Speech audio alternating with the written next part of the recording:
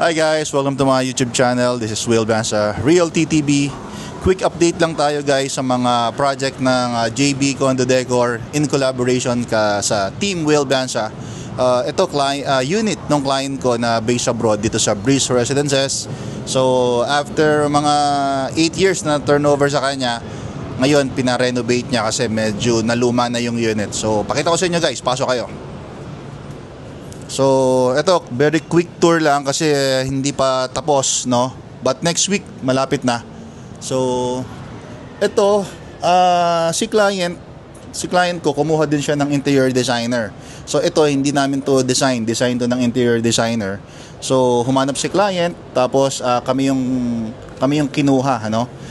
Ako, na-recommend ko naman si JB Condo Decor na siya yung mag-construct nitong condominium unit niya dito sa Breeze Residences. So ito yung floating bed. So this is a queen size bed. So bago to, tapos medyo makapal yung mattress niya.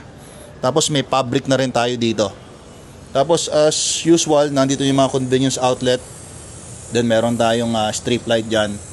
Tapos ito design ni interior designer, naglagay siya ng parang marble na headboard. Tapos may bago tayo dito, design din to ni interior designer. Gumamit siya ng dinesign niya na may solihia, ayan. So bago to. So maganda yung ginawa niyang design for this unit. So para siyang modern tropical vibe, no? May solihia. Ayan, so sliding to, ayan.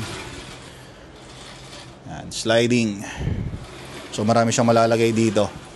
Ginawang sliding kasi medyo 40 cm na lang yata yung space mo dito para makapaglakad. So ginawang sliding para hindi siya makablock dito sa sa space na to.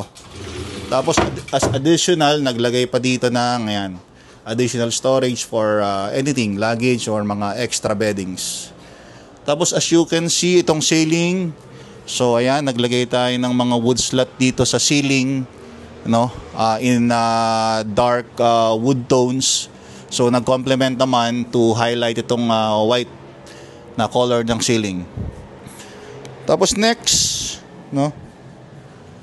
dito tayo sa living area or itong entertainment area niya. Guys, by the way, please subscribe to my YouTube channel, Will Bansa Real TTB, and follow nyo na rin yung YouTube channel ni JB Condo Decor. And for mga interested mag-invest ng condominium unit, iwan ko yung contact number ng team ko. You can contact us here at we can give you the sample computation and mga project updates and promos ng mga SMDC condo. So, ganun din guys, combination siya ng solihia at saka ng glass. Ayan. Tapos maganda rito, itong table na to, namumove to. So hilahin ko guys, nahihila to. Ayan, movable to. Movable dining table yan. So yung dining table niya, pwede mong dalhin hanggang dito sa tapat ng sofa para pag kumakain ka, pwede. Or pwede rin, kasi itong chair na to, movable din to. So pwede kang mag-set up dito. So kahit siguro mga group of 6 people na harapan, pwedeng kumain diyan. Tapos may mga may mga movable stool. Tapos ito bago din, gold accent yung ginamit ni interior designer. So ito bago to, glass, parang mga floating shelving lang to. Ganda lang ng finish niya,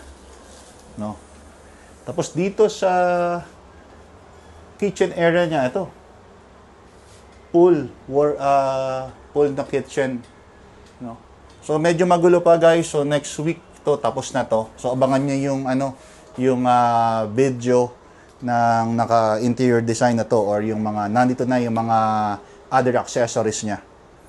So move tayo dito sa toilet and bath. So dito sa toilet and bath natin. So ayan, yung gumagawa natin si Ting. Ayan. Ting, dito sandali, pakita ko lang to, So ayan, customized din lahat to ni JB Condo Decor. Tapos may rin dito, another solihia design. Tapos medyo malaki yung sink niya. Tapos ito, bago to, heated. Init, So, heated drying rack. So, towels pwede magpatayo dito. So, no need ka nang magsampay. Or kung maulan, dito mo na lang ilagay, matutuyo.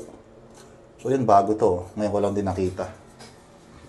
Tapos, wala masyadong binago dito. Same tiles pa rin. Naglagay lang ng glass enclosure.